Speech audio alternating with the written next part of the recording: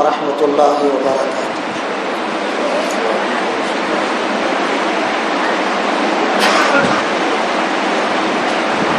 الحمد للہ کفا وسلام علی عبادہ الذین اصطفى، اما بعد فاعوذ باللہ من الشیطان الرجیم، بسم اللہ الرحمن الرحیم۔ یا ایھا الذین آمنوا کتب علیکم الصیام کما کتب علی الذین من قبلکم لعلکم تتقون۔ وقال رسول اللہ صلی اللہ علیہ وسلم: من صام رمضان ایمانا واحتسابا غفر له ما تقدم من ذنبه۔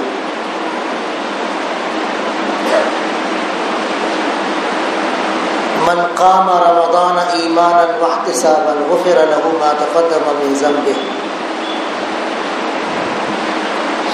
من قام لیلۃ القدر ایمانا واحتسابا غفر له ما تقدم من ذنبه، او کما قال علیہ الصلاۃ والسلام۔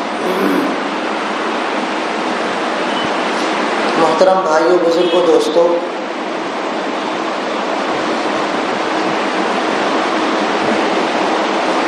قرآن کریم میں اللہ پاک نے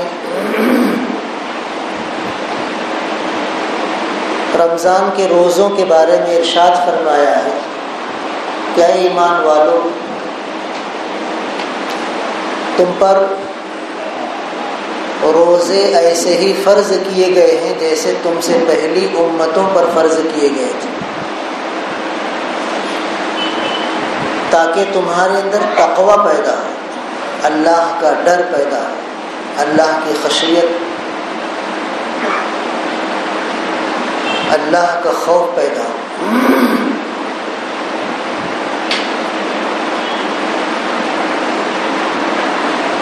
یہ رمضان کے روزے ہر بالغ مسلمان مرد اور عورت پر فرض ہے۔ ہاں، اگر وہ بیمار ہے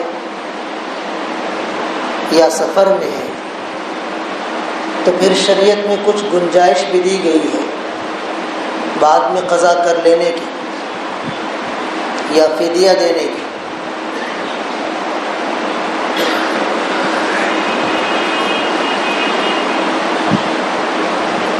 قرآن کریم میں اللہ پاک نے رمضان کے روزوں کے لیے ایام معدودات کہا ہے، چند دن کے روزے۔ اس کا مطلب روزہ رکھنا کوئی بہت مشکل نہیں ہے، آسان ہے۔ اللہ پاک نے فرمایا: یرید اللہ بکم الیسر ولا یرید بکم العسر۔ رمضان کے روزے فرض کرنے میں اللہ تم پر آسانی پیدا کرنا چاہتا ہے، تنگی پیدا کرنا نہیں چاہتا۔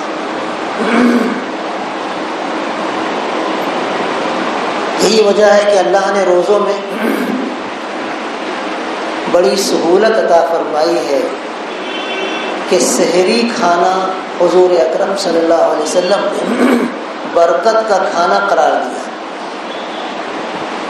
سحری کھانے سے، افطار کرنے سے طاقت و قوت پیدا ہو جاتی ہے، آسانی سے روزہ رکھا جا سکتا ہے،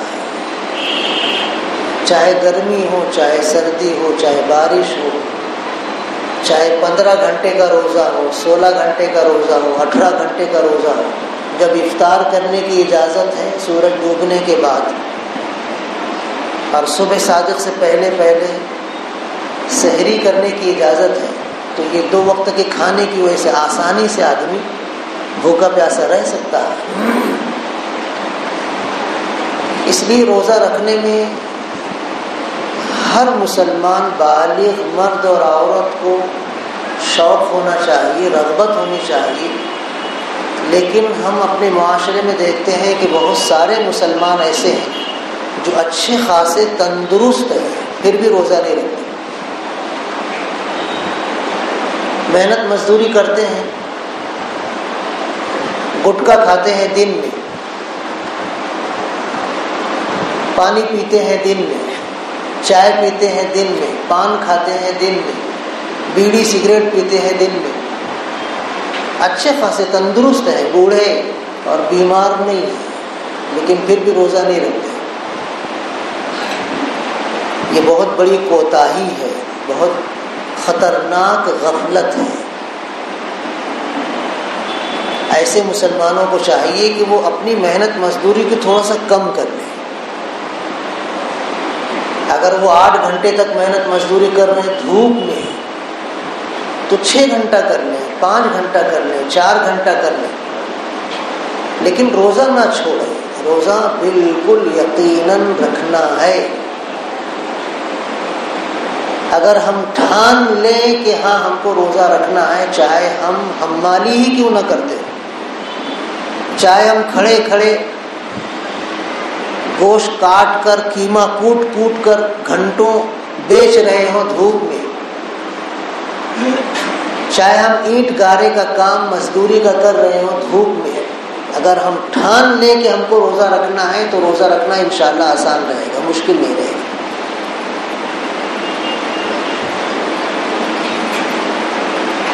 ہم کو چاہیے کہ روزہ رکھنے میں دوسرے مسلمانوں کو حوصلہ افزائی کر کے روزے کی طرف آمادہ کریں. ہمارے جو بھائی مسلمان روزہ نہیں رکھتے ہیں ان کو سمجھا بجھا کر، تھوڑی رغبت دلا کر، فضائل بیان کر کے ان کو روزہ رکھنے پر آمادہ کرنا چاہیے. حضرت مولانا اشرف علی تھانوی رحمۃ اللہ علیہ بڑے حکمت اور دانائی والے تھے. ایک نواب صاحب ان سے بیعت ہوئے، زندگی میں کبھی روزہ رکھے نہیں، نوابی ٹھاٹ باٹ، انواع و اقسام کے کھانے کھانے کی عادت، روزہ کہاں سے رکھیں گے؟ نہیں رکھتے تھے. لیکن بیعت ہونے کے بعد نماز کی پابندی ماشاءاللہ شروع کر دی، نیک اعمال کی عادت ڈال لی. اب رمضان کا مہینہ آنے کو قریب ہوا تو پریشان ہو گئے، کیا کریں، ابھی تک تو روزہ رکھے نہیں. مولانا اشرف علی تھانوی رحمۃ اللہ علیہ سے اپنی مشکل پیش کی، بتائے کہ دیکھو زندگی میں نے آج تک روزہ رکھا نہیں، کیا کروں، فدیہ دے دوں؟ تو مولانا تھانوی رحمۃ اللہ علیہ ان کو کہنے لگے کہ دیکھو ہمت کر کے روزہ رکھ لو. کیوں؟ نفسیاتی طور پر تم اپنے آپ کو سنبھالو گے تو روزہ رکھنا انشاءاللہ آسان رہے گا. رکھ لو، گھبراؤ مت، پریشان مت ہو. کہا حضرت میں اس سے پہلے بھی کوشش کیا تھا، لیکن دوپہر میں ظہر کے بعد حالت میری غیر ہو جاتی ہے، اتنی تیز پیاس لگتی ہے کہ جان حلق تک آ جاتی ہے. اب مرے کہ تب مرے، اب جان نکلا کہ تب جان نکلا، ایسی حالت ہو جاتی ہے، مجبوراً روزہ توڑنا پڑتا ہے. تو اس سے بہتر ہے کہ نہ رکھیں. مولانا نے کہا نہیں رکھو، اگر ایسی کوئی کیفیت ہوگی نا تو مجھ کو اطلاع دینا. ٹھیک ہے. بڑے چاؤ سے انہوں نے سحری کی، روزہ رکھ لیا. ظہر سے پہلے تک تو انہوں نے کیسے ویسے کر کے اپنے آپ کو سنبھالا. ظہر کے بعد اب ان کی حالت خراب ہونے لگی، پھر بھی برداشت کیے. لیکن جب برداشت کی حد سے باہر بات ہو گئی تو کہنے لگے اب میں روزہ توڑ دیتا ہوں، میرے بس کا نہیں. مولانا کو اطلاع دی گئی کہ نواب صاحب کی کیفیت غیر ہو گئی ہے، کیا کریں، وہ توڑنا چاہتے ہیں. تو کہا دیکھو اس کو، ان کو کہو توڑے نا، گھر والوں سے کہو کہ ان کے سامنے لیمو نچوڑو بس.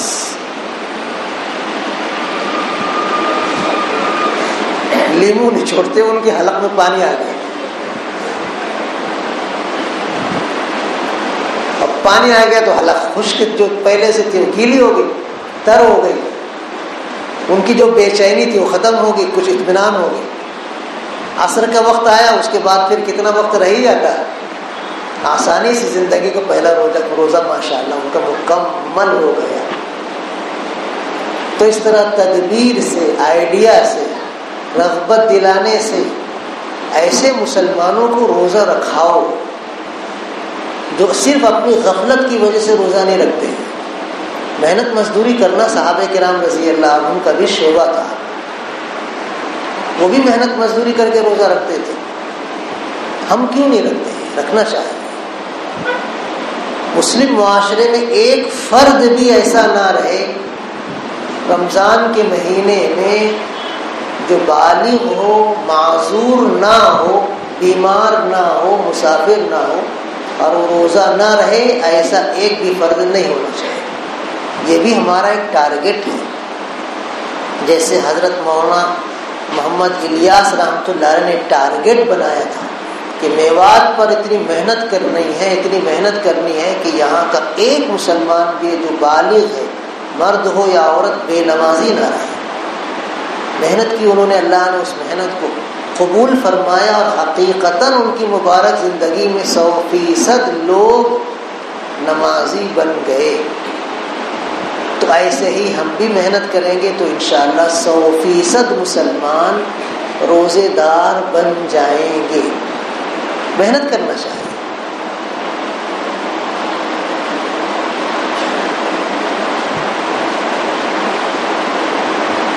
روزے کے تعلق سے حضور اکرم صلی اللہ علیہ وسلم کی مبارک حدیث بخاری شریف کی، من صام رمضان ایمانا واحتسابا غفر له ما تقدم من ذنبه او كما قال علیہ الصلوۃ والسلام، جو شخص اللہ کے لیے ایمان کی حالت میں روزہ رکھے رمضان کا، اس کے پچھلے گناہ معاف ہو جاتے ہیں۔ بخاری شریف کی روایت ہے، کتنا بڑا ثواب ہے، پچھلے گناہ معاف ہو جاتے ہیں۔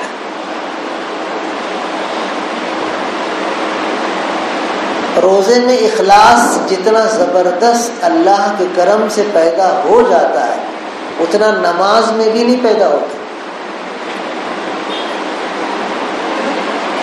نماز پڑھتے پڑھتے معصوم بچوں کو دیکھو، صفوں میں کھڑے ہیں، بھاگ رہے ہیں، کود رہے ہیں، کھیل رہے ہیں، چلا رہے ہیں، چیخ رہے ہیں، نماز پڑھتے پڑھتے سجدہ کی، اٹھ کے بھاگ گئے، 2 سجدہ نہیں کی، ایک ہی سجدہ کر کے اٹھ کے بھاگ گئے، سجدے میں ہیں، دوسرے والے کو گھم سے مار دیا، عجیب عجیب حرکتیں کرتے ہیں بچے۔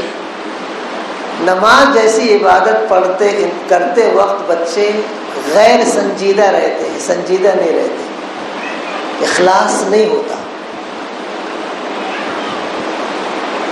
لیکن روزہ ایک ایسی عجیب عبادت ہے کہ اللہ کے کرم سے اس میں اتنا زبردست اخلاص مل جاتا ہے کہ چھوٹا معصوم بچہ بھی جب روزہ رہتا ہے تو گھر میں آسانی سے وہ چپکے سے پانی پی سکتا ہے لیکن نہیں پیتا، چپکے سے وہ کھا سکتا ہے کچھ نہ کچھ لیکن نہیں کھاتا۔ عصر کے بعد مغرب سے پہلے کئی مواقع اس کو ہاتھ آتے ہیں کہ وہ کھا لے لیکن نہیں کھاتا۔ جب اذان ہوتی ہے، سائرن بجتا ہے، اطلاع دی جاتی ہے کہ ہاں روزہ افطار کرنے کا وقت ہو گیا، روزہ افطار کر لیجیے، تب وہ بچہ روزہ افطار کرتا ہے۔ بچہ معصوم، کتنا زبردست اخلاص ہے۔ تو اخلاص تو اللہ کے کرم سے ہمیں روزے کی حالت میں مل جاتا ہے۔ ہم کو بہت شوق سے روزہ رکھنا چاہیے، ہمارے پچھلے گناہ یقیناً معاف ہو جائیں گے۔ بخاری شریف کی ایک روایت ہے، من قام رمضان ایمانا واحتسابا غفر له ما تقدم من ذنبه، جو رمضان میں تراویح کی نماز اخلاص کے ساتھ پڑھے، ایمان کی حالت میں اس کے پچھلے گناہ معاف ہو جاتے ہیں۔ تراویح کی نماز اخلاص سے پڑھنا۔ تراویح کی نماز میں ہم سے کوتاہیاں ہوتی ہیں، روزے میں تو ماشاءاللہ اخلاص زبردست ہوتا ہے، لیکن تراویح کی نماز میں اخلاص جتنا ہونا چاہیے اتنا نہیں ہو پاتا۔ بہت سے ہمارے نوجوان دوست تراویح پڑھتے پڑھتے عجیب عجیب حرکتیں کرتے ہیں. 2 رکعت ہو گئی، سلام پھیر لیے، اب دوسری 2 رکعت کے لیے امام صاحب کھڑے ہوئے، نیت باندھے بیٹھے، اٹھ ہی نہیں رہے، سب میں بیٹھے رہتے، اٹھتے نہیں. جب دیکھتے ہیں کہ اب امام صاحب کی پہلی رکعت میں رکوع ہونے والا، جلدی سے کھڑے ہو کر نیت باندھ لیتے ہیں، رکوع میں چلے جاتے ہیں. یہ اخلاص کی کمی ہے. تراویح کی نماز میں اخلاص کی کمی ہے. ہم کو اپنی تراویح کی نماز میں اس کمی کو دور کرنا چاہیے. جیسے ہی امام تکبیر تحریمہ اللہ اکبر کہہ کے نیت باندھتا ہے، ہم کو بھی اس کے ساتھ فوراً اللہ اکبر کہہ کے نیت باندھ لینا چاہیے. جہاں تک ہو سکے ہم کو تاخیر نہیں کرنا چاہیے. پھر تراویح کی نماز میں ہماری مسجد میں 5 منٹ دوسری مسجد سے دیر میں تراویح کی نماز چھوٹتی ہے. امام صاحب ہمارے، تراویح پڑھانے والے حافظ صاحب ہمارے بہت سست رفتار ہیں، دھیرے دھیرے پڑھتے ہیں، رپا رپ نہیں پڑھتے. تو ہم کو تھوڑی سی تکلیف ہوتی ہے، یار فلاں مسجد میں دیکھو 5 منٹ پہلے ہی جماعت ختم ہو جاتی، تراویح کی نماز ختم ہو جاتی، وہ مسجد میں 10 منٹ پہلے ہو جاتی. ہمارے امام صاحب کیوں نہیں جلدی جلدی پڑھتے؟ یہ جو ہمارے دل میں تمنا پیدا ہوتی ہے کہ تراویح کی نماز جلدی جلدی پڑھ کے ختم کر لیں، یہ بھی اخلاص کی کمی ہے. صحابہ کرام رضی اللہ عنہم تراویح کی نماز پڑھتے تھے تو اتنی لمبی ہوتی تھی تراویح کی نماز کہ تراویح کی نماز پڑھ کے گھر جاتے تھے تو سحری کا وقت ہو جاتا. گھر والوں سے کہتے جلدی سحری لاؤ، جلدی سحری لاؤ. ہمارے یہاں تو شہر میں شاید کوئی مسجد ایسی ہو جہاں 2 گھنٹہ 2.5 گھنٹہ تراویح ہوتی ہے. تراویح میں اللہ کا کلام پڑھا جاتا ہے. اللہ کے کلام کی عظمت ہمارے دلوں میں ہونی چاہیے. یہ اللہ کا کلام اتنا عظیم ہے کہ حضور اکرم صلی اللہ علیہ وسلم نے مثال دے کر فرمایا کہ اللہ کے کلام کو دوسرے کلاموں پر وہی فضیلت حاصل ہے جو اللہ کی مخلوق پر. ایسی عجیب تشبیہ دی. اللہ کے مقابلے میں کوئی نہیں، نہ کوئی پیغمبر، نہ کوئی فرشتہ، کوئی نہیں. اللہ ہے. اس کی عظمتوں کا کیا کہنا. جو فضیلت اللہ کو اللہ کی مخلوق پر ہے وہی فضیلت اللہ کے کلام کو دوسرے کلاموں پر ہے. ہم مشاعرہ سنتے ہیں تو کتنا شوق رہتا ہے، قوالی سنتے ہیں تو کتنا شوق رہتا ہے، آرکیسٹرا کے پروگرام دیکھتے سنتے ہیں تو کتنا شوق ہوتا ہے. کبڈی کا میدان ہے اور کبڈی کا کھیل ہو رہا ہے، اس کو دیکھنے میں کتنا اچھا لگتا ہے. کرکٹ کا میچ ہو رہا ہے، اس کو دیکھنے میں کتنا اچھا لگتا ہے. تو کیا اللہ کا کلام اتنا بھی گیا گزرا کہ مشاعرے، قوالی اور کبڈی اور کرکٹ کا کھیل بھی اس کے مقابلے میں ہماری نگاہوں میں زیادہ وقعت والے ہیں، زیادہ عزت والے ہیں. انتہائی اخلاص کا 3rd کلاس کا درجہ ہے یہ کہ ہم اللہ کے کلام کے مقابلے میں ان چیزوں میں زیادہ رغبت رکھتے ہیں جس کی کوئی حیثیت نہیں. اور اللہ کے کلام کو سننے کی ہماری جو رغبت ہونی چاہیے، جو شوق ہونا چاہیے، وہ کمزور ہو جاتا ہے. کمزور نہیں ہونا چاہیے. تراویح کی نماز اخلاص ہے. حضور اکرم صلی اللہ علیہ وسلم نے ارشاد فرمایا جو رمضان میں تراویح کی نماز اخلاص سے پڑھے اس کے پچھلے گناہ معاف ہو جاتے ہیں. اخلاص سے تراویح کی نماز پڑھو، صرف اللہ کے لیے، خوشی 1 گھنٹہ لگے، 1.25 گھنٹہ لگے، 1.5 گھنٹہ لگے، 2 گھنٹہ لگے، 2.5 گھنٹہ لگے، تراویح کی نماز شوق سے. بہت ساری مسجدوں میں عام مصلیوں کا یہی مزاج ہے، متولیوں کا یہی مزاج ہے. تیز پڑھنے والے حافظ صاحب کو پسند کرتے ہیں. کوئی حافظ اگر اطمینان سے پڑھتے ہیں، آئندہ سال دوسرے لا تیز پڑھنے والے لا. اللہ کے بندو، یہ رمضان کا خاص تحفہ ہے. رمضان کا مہینہ گزرنے کے بعد یہ تراویح ملے گی نہیں. روزہ تو آپ رکھ لو گے، نفل روزہ، لیکن عید کا چاند دیکھنے کے بعد پھر آئندہ رمضان تک آپ تراویح نہیں پڑھ سکو گے۔ تراویح کی نعمت اللہ نے اس مہینے کے لیے خاص کی ہے، اس کی ناقدری نہیں کرنی چاہیے۔ شوق سے پڑھو، جی لگا کے پڑھو۔ اس مہینے کے تعلق سے حضور اکرم صلی اللہ علیہ وسلم کا ایک ارشاد بخاری شریف ہی میں ہے، من قام لیلۃ القدر ایمانا واحتسابا غفر له ما تقدم من ذنبه او کما قال علیہ الصلوۃ والسلام۔ جو شخص شب قدر میں اخلاص کے ساتھ عبادت کرے اس کے پچھلے گناہ معاف ہو جاتے ہیں۔ بخاری شریف کی تینوں روایتیں، رمضان کی فضیلت، روزے کی، تراویح کی فضیلت اور شب قدر میں عبادت کرنے کی فضیلت، اخلاص سے اللہ کے لیے پچھلے گناہ معاف ہو جاتے ہیں۔ شب قدر کے تعلق سے رمضان کا آخری عشرہ اللہ کی جانب سے ہمیں اتنا قیمتی دیا گیا ہے، اتنا قیمتی دیا گیا ہے کہ یقین جانو شب قدر کے مقابلے میں ہمیں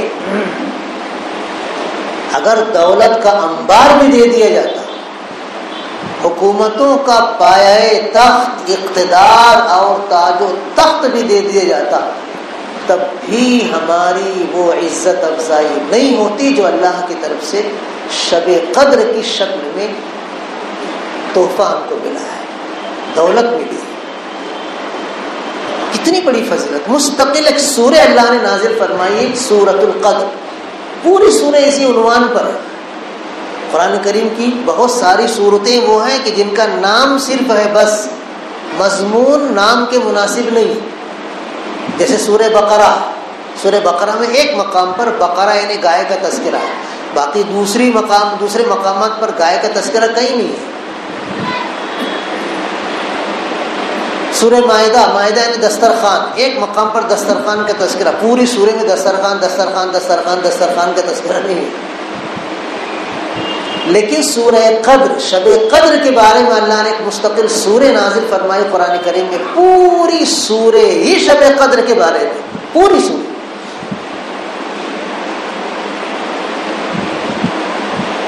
شب قدر کے تعلق سے سورہ قدر مختصر ہے لیکن اتنی جامع ہے اور اتنی پیاری ہے کہ آپ اگر سمجھ کر اس کا ترجمہ اچھی طرح ذہن نشین کر کے پڑھو گے، ایڑی چوٹی کا زور لگا دو گے شب قدر حاصل کرنے کے لیے، کسی بھی حال میں اس کو ضائع نہیں ہونے دو گے۔ کتنی بڑی فضیلت ہے کہ اللہ پاک نے خود قرآن کریم میں فرمایا کہ شب قدر 1000 مہینوں سے بھی افضل ہے، 1000 مہینوں سے بھی افضل ہے۔ 1000 مہینے 80 سال سے بھی زیادہ ہوتے ہیں، اس سے بھی افضل۔ یہ قرآن کہہ رہا ہے، نص قطعی سے ثابت ہے۔ اگر کسی شخص کو ایک شب قدر میں عبادت کا چانس مل گیا زندگی میں، تو گویا اس کو 80 سال سے بھی زیادہ عبادت کا ثواب اللہ کی طرف سے مل گیا، 80 سال سے بھی زیادہ۔ کتنی بڑی فضیلت ہے۔ پھر فرشتوں کا نازل ہونا، حضرت جبرائیل علیہ السلام کا نازل ہونا، پوری رات کا خیر ہی خیر، رحمت ہی رحمت، اللہ کی برکت جانب سے برکت ہی برکت کا ہونا، کیسی کیسی فضیلتیں اللہ نے شب قدر کی بیان فرمائی ہے۔ یہ شب قدر متعین ہے، کون سی رات ہوتی ہے حضور اکرم صلی اللہ علیہ وسلم کو اللہ نے بتایا۔ آپ بہت خوش تھے کہ میری امت کو خاص تحفہ دیا اللہ نے شب قدر کا، چلو میں بتا دیتا ہوں۔ آئے صحابہ کرام رضی اللہ عنہم کے مجمع میں بتانے کے لیے کہ کون سی رات شب قدر ہوتی ہے، لیکن صحابہ کرام رضی اللہ عنہم کی مجلس میں 2 صحابی آپس میں جھگڑ رہے تھے۔ یہ جھگڑا ہتھیار لے کر ایک دوسرے کے خلاف نہیں تھا، یہ جھگڑا کسی کو ہاتھا پائی کر کے زد و کوب کر کے مار دھاڑ کر کے زخمی کرنے کی شکل میں نہیں تھا. یہ جھگڑا صرف زبانی تھا. جیسے کبھی کبھی ہم لوگ تو میں کرتے ہیں, بحث کرتے ہیں غصے کی حالت میں, ویسا جھگڑا تھا. حضور اکرم صلی اللہ علیہ وسلم آئے تھے خوشی خوشی بتانے کے لیے کہ کون سی رات شب قدر ہوتی ہے. میں اپنی امت کو بتا دوں تو وہ دو مسلمان جو صحابی تھے رضی اللہ تعالی عنہم, ان کے جھگڑے کو دیکھ کر حضور اکرم صلی اللہ علیہ وسلم نے کہا ایک دم غصے کی حالت میں کہ میں تو تمہیں آیا تھا بتانے کے لیے کہ کون سی رات شب قدر ہوتی ہے, لیکن یہ فلاں اور فلاں کے جھگڑے کی وجہ سے اللہ نے میرے ذہن سے اس کو بھلا دیا. اب مجھے یاد نہیں کون سی رات شب قدر ہوتی ہے. آپس کا جھگڑا کتنا منحوس ہے. آخری عشرہ اللہ کے کرم سے مل رہا ہے ہم کو. اس آخری عشرے میں شب قدر کی تلاش کی حضور نے تاکید فرمائی ہے علیہ الصلوۃ والسلام. لیکن یہ بہت اہم تنبیہ ہے کہ متعین شکل میں حضور اکرم صلی اللہ علیہ وسلم کے ذہن مبارک میں صرف مسلمانوں کے جھگڑے کی وجہ سے بھلا دی گئی, اٹھا لی گئی, اور قیامت تک کے لیے اس کی تعین ہمارے لیے ہے ہی نہیں. اگر وہ جھگڑا نہ ہوتا تو کتنی آسان بات تھی, وہ بتا دیا جاتا, آسانی سے ہمارے گھر کا بچہ اس رات میں عبادت کر لیتا. ایک رات جاگنا کوئی مشکل نہیں ہے, اور 80 سال سے بھی زیادہ عبادت کا ثواب آسانی سے مل جاتا. اس بات کو پتہ نہیں کیوں ہم سمجھتے نہیں, پتہ نہیں کیوں. یہ ہماری امت کا المیہ ہے, ٹریجڈی ہے, بہت افسوسناک پہلو ہے کہ ہم لوگ آپس کے جھگڑے کی نحوست کو سمجھتے نہیں.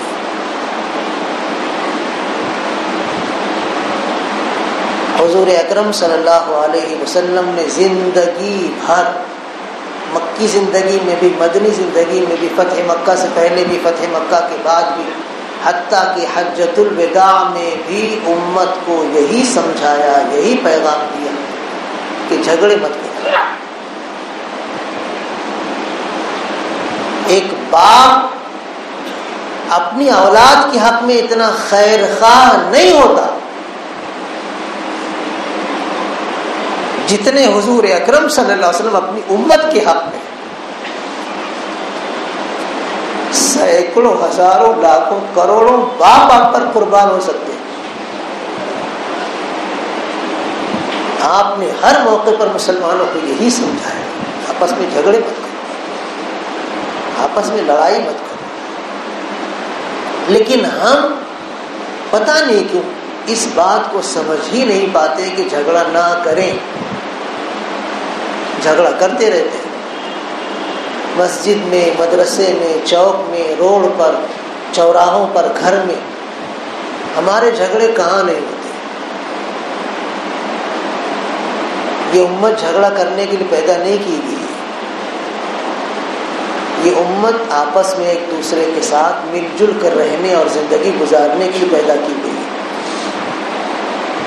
ہمارا نام ہے مسلمان, ہمارا نام ہے مسلم, ہمارا نام ہے ایمان والے. مسلمان کا مطلب ہے مطیع و فرما بردار, صلح و آشتی, سلامتی والا. ہم ایک دوسرے کے ساتھ سلامتی کے ساتھ رہیں. ہم سلام جب کرتے ہیں السلام علیکم تو یہ بہت قیمتی دعا دیتے ہیں, اور وعلیکم السلام جب کہتے ہیں تو یہ قیمتی دعا کا تبادلہ ہوتا ہے, سلامتی ہو تم پر. ہم جب جھگڑا کرتے ہیں تو اللہ کی سلامتی سے بہت دور چلے جاتے ہیں. حضور اکرم صلی اللہ علیہ وسلم نے ارشاد فرمایا آپس کا جھگڑا نیکیوں کو ایسے ختم کر دیتا ہے جیسے استورا بالوں کو ختم کر دیتا ہے. ہم نیک عمل کرتے ہیں, بہت اونچے اونچے نیک عمل کرتے ہیں, پہاڑوں سے بھی زیادہ عظیم اعمال ہمارے ہوتے ہیں, لیکن آپس کے جھگڑے کی وجہ سے وہ سارے اعمال ضائع ہو جاتے ہیں, ضائع ہو جاتے ہیں, ضائع. حضور اکرم صلی اللہ علیہ وسلم نے خود فرمایا ہی الحالقہ، یہ آپس کے جھگڑے نیکیوں کو مونڈ دینے والے۔ شب قدر کے عنوان پر یہ حقیقت ہمارے سامنے واضح رہنا چاہیے کہ ہم آپس میں مل جل کر رہیں۔ جو مسلمانوں کو جوڑنے کی کوشش کرتے ہیں، مسلمانوں میں اتحاد و اتفاق پیدا کرنے کی کوشش کرتے ہیں، وہ امت کے خیر خواہ، وہ اللہ کی رحمت سے قریب ہیں۔ اور جو مسلمانوں کو توڑنا چاہتے ہیں، مسلمانوں میں تفرقہ پیدا کرنا چاہتے ہیں، مسلمانوں میں اتحاد و اتفاق کو ختم کرنا چاہتے ہیں، وہ امت کے بدخواہ ہیں، خیر خواہ نہیں، وہ امت کے خیر خواہ نہیں، بالکل نہیں۔ حضور اکرم صلی اللہ علیہ وسلم نے کیسے کیسے لوگوں کو معاف کیا ہے تعلقات جوڑنے کے لیے، کیسے کیسے لوگوں کو معاف کیا۔ آپ کی صاحبزادی کو طلاق جس شخص نے دیا تھا، ابو لہب کا لڑکا حضور اکرم صلی اللہ علیہ وسلم کا داماد، اس نے آپ کی صاحبزادی کو طلاق دی، کتنی تکلیف آپ کو ہوئی۔ لیکن فتح مکہ کے موقع پر وہی ابو لہب کا لڑکا بھاگا پھر رہا تھا، چھپا پھر رہا تھا۔ حضور اکرم صلی اللہ علیہ وسلم نے حضرت عباس رضی اللہ تعالیٰ جو آپ کے چچا تھے، کہنے لگے چچا، ابو لہب چچا کا لڑکا دکھ نہیں رہا ہے، کہاں ہے؟ تو حضرت عباس رضی اللہ تعالیٰ نے فرمایا اللہ کے رسول، وہ آپ کے ڈر سے چھپا ہوا، وہ سمجھتا ہے کہ میں ایمان نہیں لایا، پورا مکہ حضور اکرم صلی اللہ علیہ وسلم کے قبضے میں آ گیا ہے، مسلمانوں کے قبضے میں آ گیا ہے، مجھے جہاں پائیں گے مار ڈالیں، قتل کر ڈالیں، تو جان بچانے کے لیے چھپا ہوا ہے، ظاہر نہیں ہو رہا، ڈر ہے اس کو اپنی جان کا۔ رسول اکرم صلی اللہ علیہ وسلم نے ارشاد فرمایا کہ جاؤ ابو لہب کے لڑکے سے کہو میں نے اسے معاف کر دیا، میں اس سے انتقام نہیں لوں گا، اس نے میری بیٹی کو طلاق دی، اس نے میرا دل دکھایا، اس نے میرے ساتھ یہ برا سلوک کیا، میں نے معاف کر دیا، میں انتقام نہیں لوں گا، میں نے معاف کر دیا۔ اس کو بتایا گیا کہ تو ڈر مت، گھبرا مت، اللہ کے رسول صلی اللہ علیہ وسلم نے تجھے معاف کر دیا، چل۔ وہ خوشی آیا حضور اکرم صلی اللہ علیہ وسلم کے سامنے اور ایمان لے آیا۔ اللہ کے رسول صلی اللہ علیہ وسلم نے جوڑا، تھوڑا نہیں۔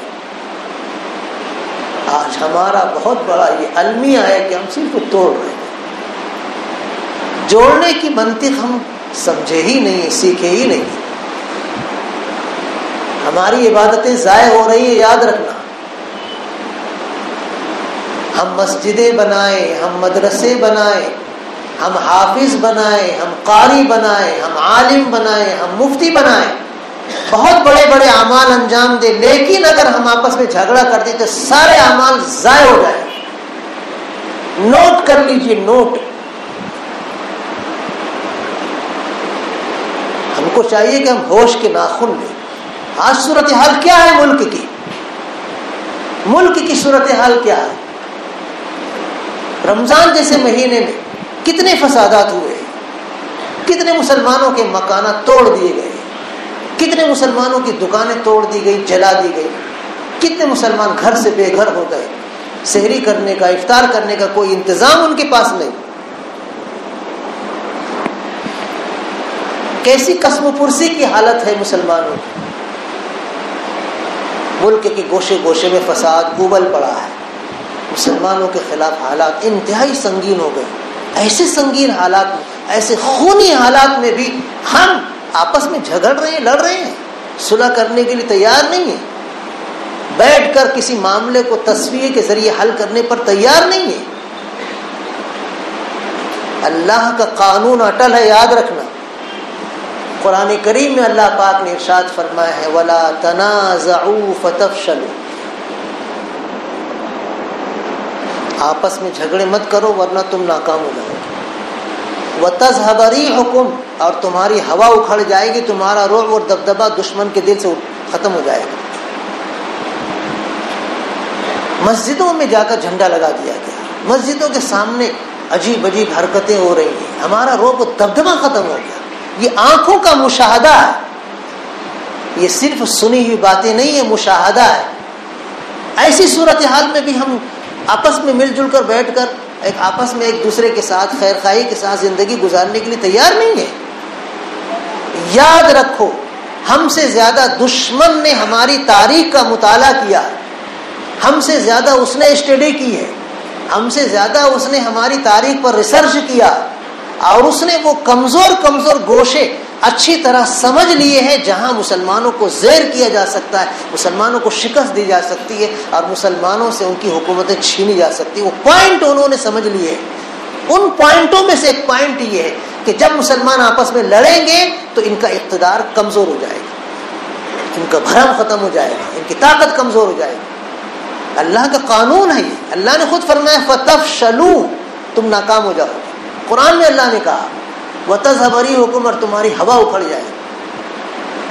ہو رہی ہے وہی صورتحال ہے، پھر بھی ہم جھگڑ رہے ہیں، پھر بھی ہم لڑ رہے ہیں۔ صاف صاف کہہ رہا ہوں، شورا والے بھی میرے بھائی ہیں، امارت والے بھی میرے بھائی ہیں، یاد رکھنا اس کو۔ یہ میرے خاندان کے لوگ ہیں، یہ میرے خاندان کے لوگ، یہ غیر نہیں ہے، لیکن آج یہ آپس میں لڑ رہے ہیں۔ ریاض الجنہ کا مسئلہ سلگتا ہوا مسئلہ بن گیا ہے۔ کل ہم سمجھیں گے، ادھر بھی علماء ہیں، ادھر بھی علماء ہیں، ادھر بھی سمجھدار لوگ ہیں، ادھر بھی سمجھدار لوگ ہیں، بیٹھ کر مسئلے کو حل کیوں نہیں کرتے؟ ضد اور ہر دھرمی میں کیوں مبتلا ہے؟ اللہ کے بندو، حضرت مولانا محمد الیاس رحمۃ اللہ علیہ، حضرت مولانا محمد یوسف رحمۃ اللہ علیہ، حضرت مولانا انعام الحسن صاحب رحمۃ اللہ علیہ کتنی محنتیں کی ہیں، زندگیاں لگا دی ہیں، یہ دین کی دعوت پورے عالم میں سرسبز و شاداب ہو کر پھیلی ہے۔ آج ہم اس کو ضائع کر رہے ہیں۔ دعوت کی مبارک نقل و حرکت کی جو قوت تھی، ہماری آپس کی لڑائی کی وجہ سے وہ قوت کمزور ہو گئی۔ ہم کو چاہیے کہ اب بھی سویرا ہے، بیٹھ کر آپس میں صلح کر کے ایک دوسرے کے ساتھ مل جل کر کام کرنے کی ادا سیکھ لیں، دعائیں بھی کریں کہ اللہ ہمارے دلوں کو جوڑ دے۔ دلوں کو جوڑنے والا اللہ ہے۔ ہم پوری زمین کی دولت بھی خرچ کر دیں گے، دلوں کو جوڑنے کے لیے نہیں جوڑ سکیں گے، اللہ ہی دلوں کو جوڑنے والا ہے۔ یہ چند باتیں تھیں رمضان کے تعلق سے جو آپ کی خدمت میں مجھے پیش کرنا تھا۔ آخر میں ایک بات میں آپ کی خدمت میں یہ پیش کروں گا کہ ہم لوگ رمضان میں زکوٰۃ دیتے ہیں، صدقہ دیتے ہیں، خیرات دیتے ہیں، عطیات دیتے ہیں۔ اپنے جو غریب رشتہ دار ہیں ان کا حق زیادہ ہے، ان کو دینے پر دوہرا ثواب ملے گا، زکوٰۃ صدقہ ادا کرنے کا بھی اور رشتہ داری نبھانے کا بھی۔ جو غریب رشتہ دار ہیں، مستحق ہیں، ان کو دیجئے اگر وہ مستحق ہیں تو۔ پڑوس کے جو لوگ مسلمان غریب ہیں ان کو دیجئے اگر وہ مستحق ہیں تو۔ ہمارے شہر کے مدارس ہیں، میں ہمیشہ کہتا ہوں، شروع مہینے سے کہہ رہا ہوں، ہمارے شہر کے جتنے مدرسے ہیں وہ سب ہمارے ہیں۔ میں نہیں کہتا کہ وہ مدرسہ اس کا ہے، وہ مدرسہ اس کا ہے، یہ مدرسہ میرا ہے، نہیں، سارے مدرسے ہمارے ہیں۔ میں نے یہ بات کئی جمعہ میں کہی ہے، اس سے پہلے بھی میں نے کہا ہے کہ شہر کے سارے اقامتی مدرسے ہمارے مدرسے ہیں، ہم اس کے ذمہ دار ہیں، ہم اس کے ماں باپ، ہم اس کو چلانے والے۔